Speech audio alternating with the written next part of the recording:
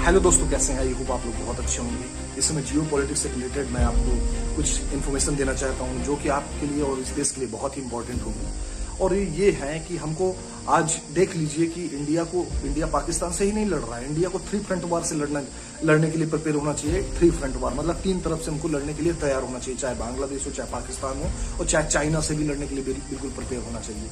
देखिए, chicken neck Siliguri corridor ऐसा एक 125 किलोमीटर समथिंग का स्क्वायर फीट का एरिया है जिसको कट करने से भारत के कई स्टेट्स बांग्लादेश में मिल जाएंगे, चाइना में मिल जाएंगे। और ऐसी कंडीशन में भारत को बहुत ही स्ट्रांग रहने की आवश्यकता है। हम लोगों को यूनिटी बना के रखना है।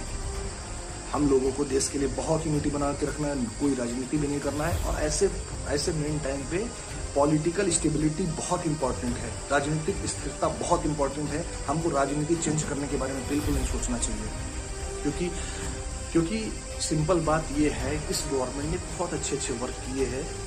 और जब कभी देश में कोई प्रॉब्लम्स होती है, वॉर होती है, कुछ भी होती है, हमको स्थिरता बनाए रखनी पड़ेगी, तभी देश का कल्याण होगा।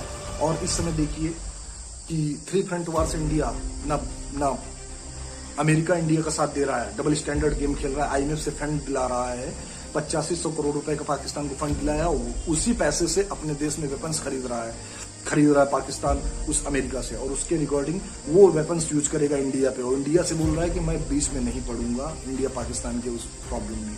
ये इसलिए खेल रहा है क्योंकि इंडिया की लार्जेस्ट इकोनॉमी ग्रोइंग है वर्ल्ड में, सबसे ज्यादा ग्रोइंग फास्टेस्ट इकोनॉमी इंडिया की है, इसलिए अमेरिका को तकलीफ हो रही है। अभी परसों ही अमेरिका के वाइस प्रेसिडेंट ने ये बात बोली है कि हमको एक समय ऐसा था कि अमेरिका हर एक चीज में डोमिनेट करता था वर्ल्ड को, मतलब सबसे ज्यादा लड़ता था, सबसे ज्यादा आगे रहता था अमेरिका। लेकिन आज वो कंडीशन नहीं है, क्योंकि ऐसे कई देश हैं जो अमेरिका को डोमिनेट करने की कोशिश करते हैं, अमेरिका को हराने की कोशिश करते हैं।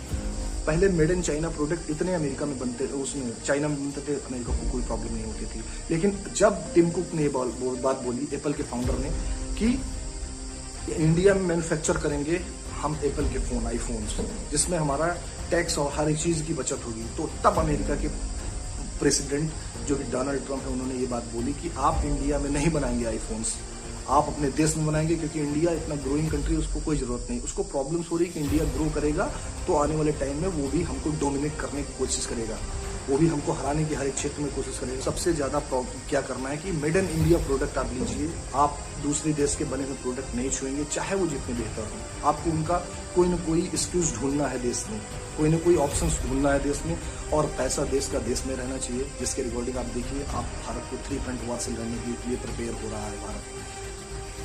Thank you for watching my video friends, और अच्छे लगे तो कमेंट ज्यादा करना।